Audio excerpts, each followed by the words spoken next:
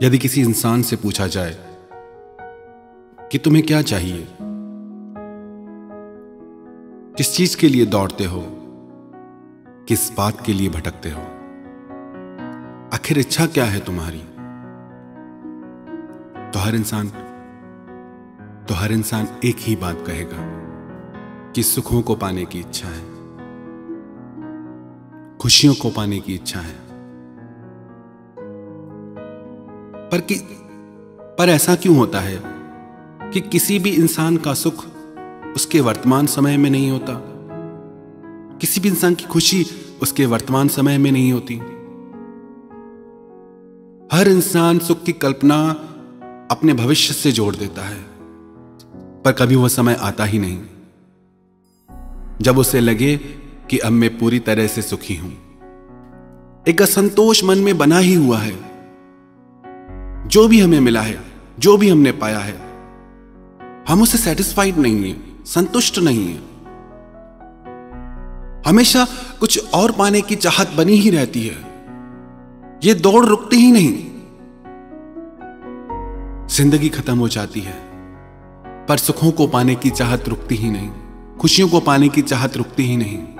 जो भी परमात्मा ने हमें दिया है, जो भी हमें मिल जाता है, जो भी हम पा लेते हैं, तो लगता है कि अब कुछ और। जिसके लिए लगता था कि इसे पाकर खुशी मिल जाएगी, सब कुछ मिल जाता है, पर खुशियां पीछे छूट जाती हैं। ऐसी ही है दुनिया जिसे कहते हैं वो जादू का खिलौना है। मिल जाए तो मिट्टी और खो जाए तो सोना है। जो चीज नहीं मिलती वो सोने की तरह लगती है, चांद की तरह लगती है। जो हमको जिंदगी में मिला है वो मिट्टी की तरह लगता है। हमारी हर इच्छा पूरी होने के बाद भी जरूरी नहीं कि हमें खुशियां मिल जाए, सेटिस्फैक्शन मिल जाए। एक राजा था, धर्मात्मा राजा था। एक दिन उसने सोचा कि आज नगर घूम के आता हूं और किसी एक इंसान को पूरी तरह संतुष्ट कर दूंगा, खुश कर दूंगा, सेटिस्फाइड कर दूंगा। वो निकला नगर में घूमने के लिए। उसे एक बहुत दरिद्र व्यक्ति मिला जो खाने के लिए भी तरस रहा था। राजा ने उसे एक सोने का सिक्का दिया। जब उस गरीब आदमी को वो सोने का सिक्का मिला तो उस सिक्के को पाके वो तो जैसे खुशी से नाचने लगा, और नाचते नाचते वो सिक्का उसके हाथ से छूट के नाली में गिर गया। वो नाली में हाथ डाल के उस सिक्के को निकालने लगा। राजा ने जब ये देखा कि उसके हाथ से वो सिक्का नाली में गिर गया है, तो राजा ने कहा कि इसको तो मैं आज संतुष्ट करके ही रहूंगा, खुश करके ही रहूंगा। आज मेरा यह निश्चय है। तो राजा ने उसे एक और सोने का सिक्का दिया। उसने वो सिक्का ले लिया, पर राजा ने फिर देखा कि वो नाली में हाथ डाल के बैठा है पहले वाला सिक्का निकालने के लिए। राजा को लगा कि शायद सोने का एक सिक्का इसके लिए कम है, तो फिर राजा ने उसे एक और सोने का सिक्का दिया। वो गरीब अब बहुत प्रसन्न हो गया कि आज तो राजा मेहरबान है मुझ पे। राजा ने कहा कि अब यह नाली में हाथ नहीं डालेगा, क्योंकि अब इसके पास 2 सोने के सिक्के हैं।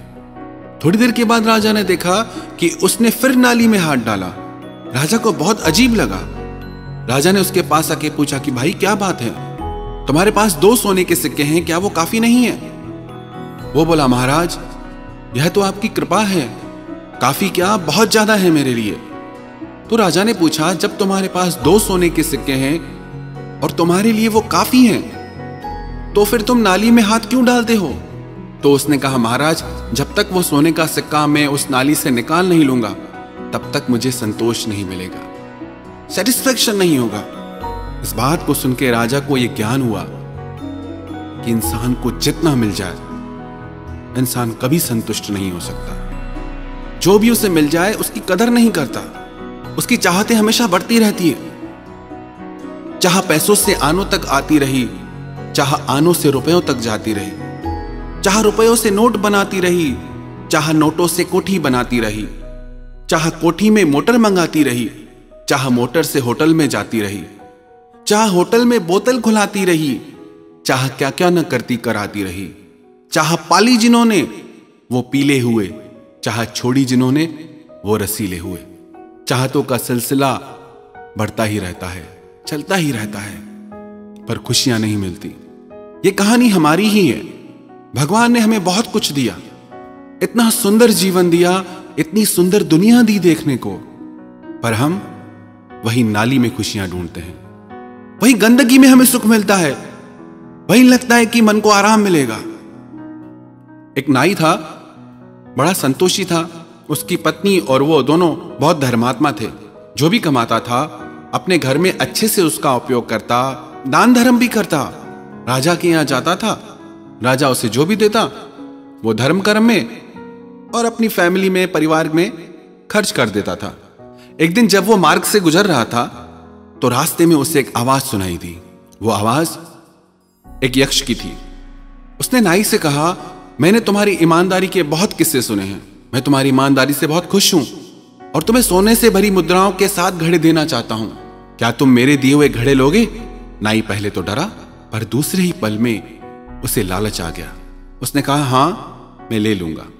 नाई ने वो 7 घड़े उससे ले लिए। नाई जब घर पहुंचा तो उसने देखा 7वां घड़ा आधा खाली और आधा भरा हुआ था।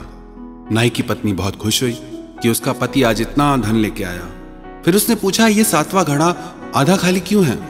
नाई ने अपनी पत्नी से कहा कि कोई बात नहीं है, हम हर महीने बचत करेंगे और इस घड़े में डाल देंगे और जल्दी ही ये घड़ा भर जाएगा और हमारा बुढ़ापा इस धन से बहुत सुख से कटेगा। अब इस 7वें घड़े को भरने के चक्कर में ना ही कुछ दान पुण्य करें, न अच्छे से खाएं पिएं। उसकी पत्नी भी परेशान रहने लगी, घर में तकलीफें बढ़ने लगी, दोनों बहुत चिंता में रहने लगे।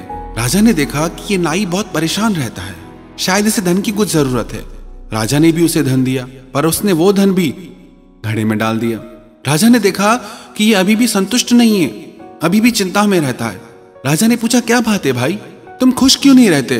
पहले इतना आनंद में रहते थे, एक मस्ती थी तुम्हारी जिंदगी में, क्या हो गया है अब? फिर राजा ने पूछा, कहीं तुम्हें उस यक्ष ने वो 7 घड़े तो नहीं दे दिए? ये तो जैसे हैरान रह गया सुन के। उसने कहा, हाँ महाराज, मेरे को उस यक्ष ने 7 घड़े दिए, पर 7वां जो घड़ा है वो भरता ही नहीं है। राजा बोला कि तुम भूल में पड़ गए, वो घड़ा कभी भरेगा ही नहीं, क्योंकि वो घड़ा साक्षात लोभ है, वो घड़ा असंतोष है, वो घड़ा इंसान का मन है। ऐसी ही हमारी दशा है, हम भी भरने में लगे हैं खुशियों से जिंदगी को, और खुशियां कहीं मिलती नहीं, सुख कहीं मिलता नहीं।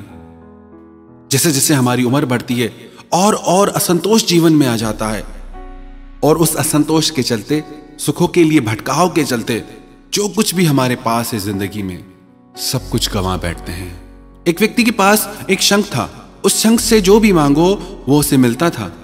एक दिन उस व्यक्ति के पास एक अतिथि रहने को आया, एक अनजान अतिथि। उसके पास भी एक शंख था, पर वो ढपोल शंख था। उससे एक मांगो तो 1000 लाख करोड़ देने की बात कहता, लेकिन कुछ देता नहीं था। अतिथि जब उसके घर रहा तो उसने कहा कि मुझे भोजन चाहिए।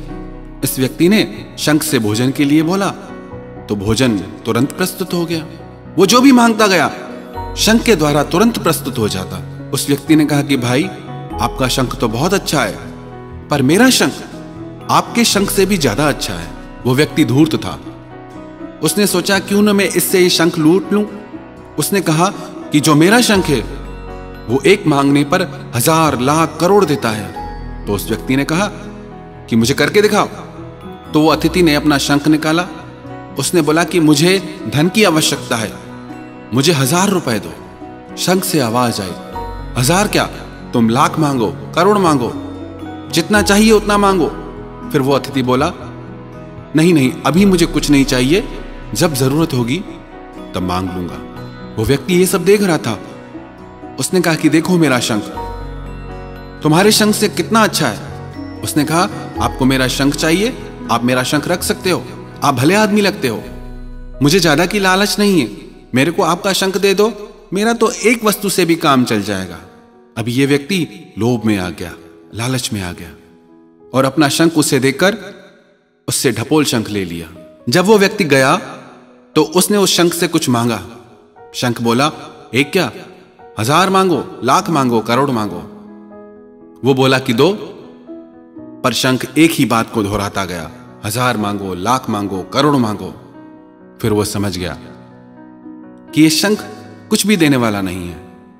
ऐसे ही हमारा मन है, हजार लाख करोड़ की कल्पना करता है, बातें करता है, दौड़ता है, भटकता है, खुशियों के सपने दिखाता है, सुकून के सपने दिखाता है कि ऐसा हो जाएगा तो खुशियां मिल जाएगी, शांति मिल जाएगी, इतना धन मिल गया तो मैं खुश हो जाऊंगा। पर कभी कहीं सुख दिखता नहीं, खुशियां दिखती नहीं। बार बार मन आपको धोखा देता है कि भविष्य में सुख मिलेगा, और हर बार हम इस ढपोल मन की काल्पनिक बातों में आ जाते हैं और अपनी सारी जिंदगी गंवा देते हैं। मन कहता है कि अगर ये इंसान हमारी जिंदगी से जुड़ जाए तो हम खुश हो जाएंगे, अच्छा जीवन साथी मिल जाए तो जिंदगी में खुशियां आ जाएगी। कितनों की जिंदगी में खुशियां आई। ये पदार्थ मिल जाए तो हम खुश हो जाएंगे, इतना धन मिल जाए तो खुश हो जाएंगे, ऐसे संबंध हो जाए तो हम सुखी हो जाएंगे, कुछ प्राप्त हो जाए तो सुखी हो जाएंगे, कोई पद मिल जाए तो सुखी हो जाएंगे।